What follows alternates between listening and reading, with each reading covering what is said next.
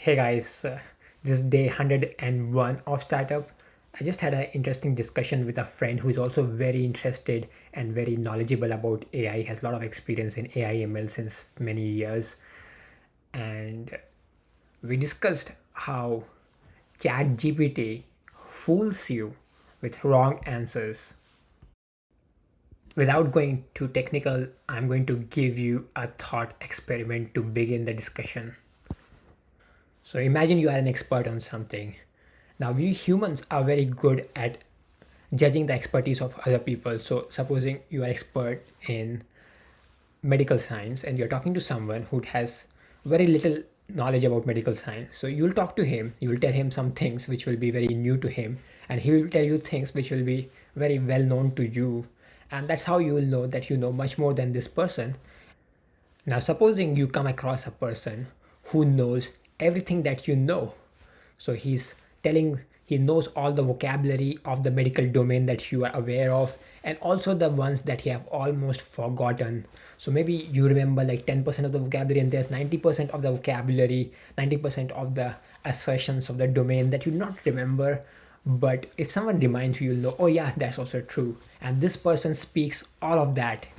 So it's very easy to see that, oh, this guy is much, much above me. He knows things that I do not know. And moreover, he also says some things that you can go and check out and they turn out to be true.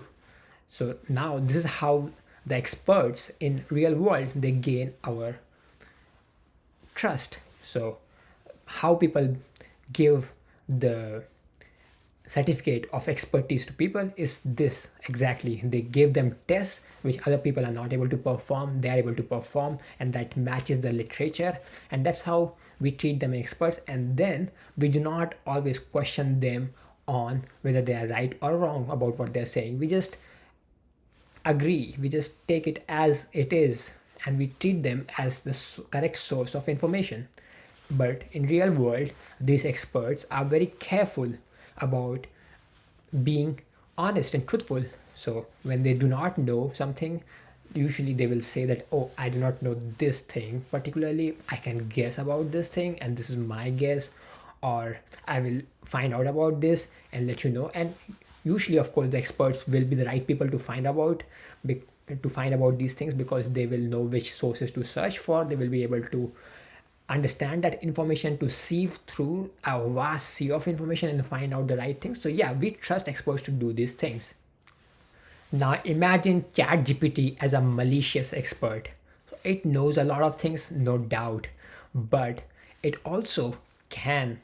Now whether it does or not, it's a secondary question. We will come to the second part of the video where we'll discuss the technicalities. But if it decides to insert something, a wrong information in a sea of right information that it gives, will you really know which one of those things that it told was wrong?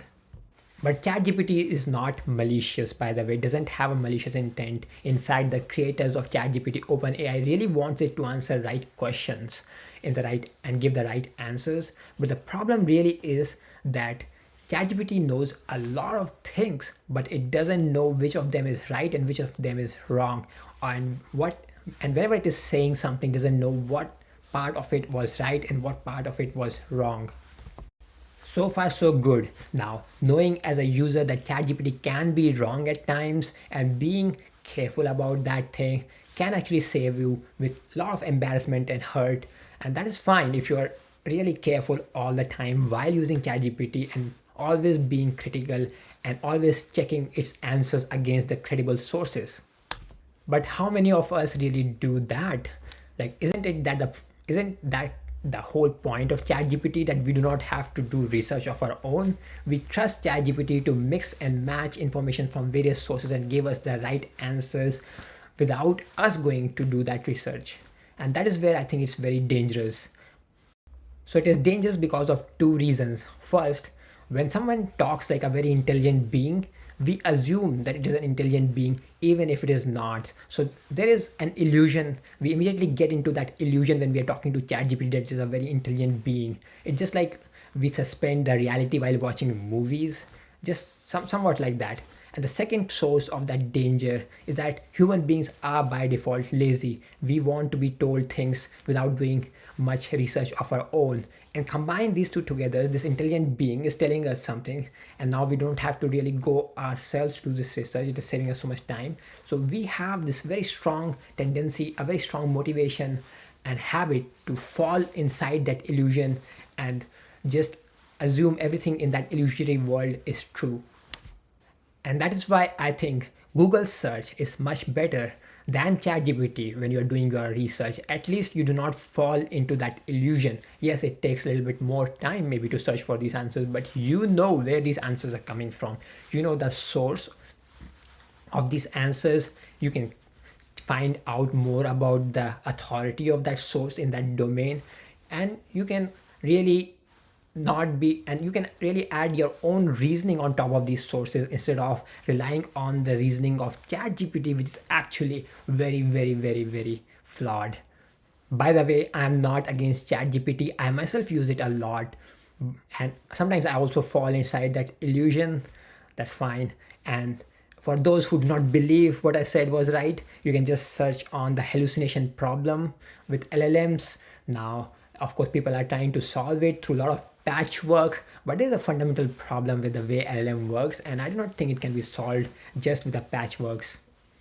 So, with that, take care.